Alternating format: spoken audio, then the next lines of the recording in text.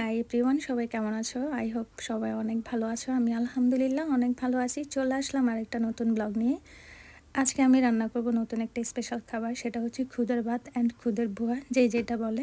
তো যাই হোক, সেটার জন্য এখন আমি খুদের রাইসটাকে রান্না করে নিচ্ছি। তার সাথে সাথে আমি অনেকগুলা মরিচ টেলে নিচ্ছি, কারণ সবসময় তো মরিচ টালা হয় না। ঘরের মধ্যে একদম মরিচেরই গন্ধ ছুটে যায়, তখন ছোট বাচ্চা থাকলে তো একদমই করা যায় না। তো সেজন্য আমি অনেকগুলো একসাথে করে নিলাম। আর এখানে আমি চিংড়ি মাছগুলো ভেজে নিচ্ছি।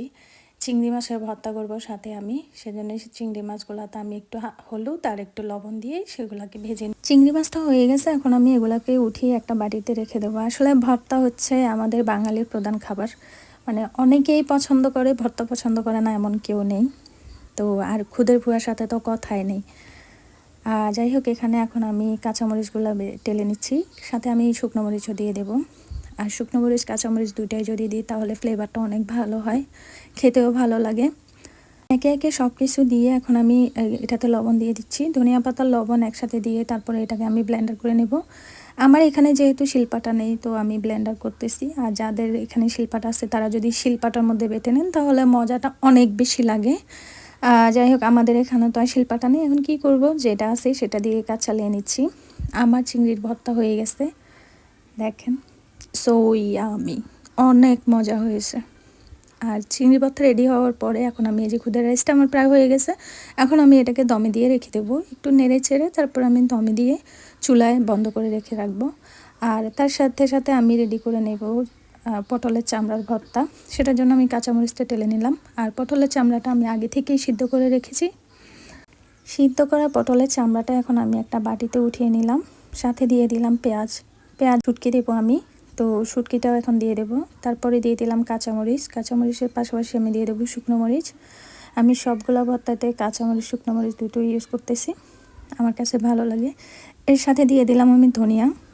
ধনিয়াটা আমাদের ফ্রোজেন করাই, তো আমরা একসাথে অনেকগুলো ধনিয়া পাতা নিয়ে আসি। সব সময় বাজার করা হয় না, সপ্তাহে একবার বাজার করা হয়, তো ধনিয়া পাতা থাকে না, নষ্ট হয়ে যায়। সেজন্য আমি ধনিয়া পাতাগুলোকে কেটে ডিপে রেখে দিই, তো পরে একটু একটু ইউজ করি। এখন আমার এই যে ভর্তাটা হয়ে গেছে, আমার পটলের চামড়ার ভর্তা তো হয়ে গেল। এখন আমি রেডি করে নেব আলুর ভর্তার জন্য যেই পেঁয়াজ কাঁচা মরিচটাকে আমি কষলে নেব, ওটাকে আমি এখন রেডি করব।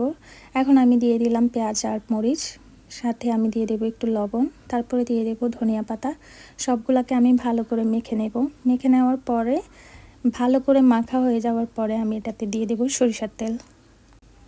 আর এই সবগুলা ভর্তা কিন্তু আমি একসাথে আলুর মধ্যে দেবো না, কারণ সবগুলা যদি একসাথে দিয়ে দিই তাহলে অনেক বেশি ঝাল হয়ে যাবে, তখন আবার আমার মেয়ে খেতে পারবে না। তো আমি এখান থেকে একটু উঠিয়ে শুধু খাওয়ার জন্য রেখে দেবো। এখন আমি দিয়ে দিলাম সরিষার তেল। সরিষার তেলটা আমি একটু বেশি করে দিয়ে দিচ্ছি, যাতে একটু ঝাঁঝালো হয়, আর ঝাঁঝালো হলে খেতেও ভালো লাগে। এখন আমি আলুটাতে অর্ধেকটা পরিমাণে পেঁয়াজ মরিচটা দিয়ে আমি ভালো করে মেখে নেব। ভালো করে মাখানো হয়ে গেছে আমার, দেখতে অনেক ভালো লাগতেছে আর মজাও হয়েছে অনেক, মাশাল্লাহ।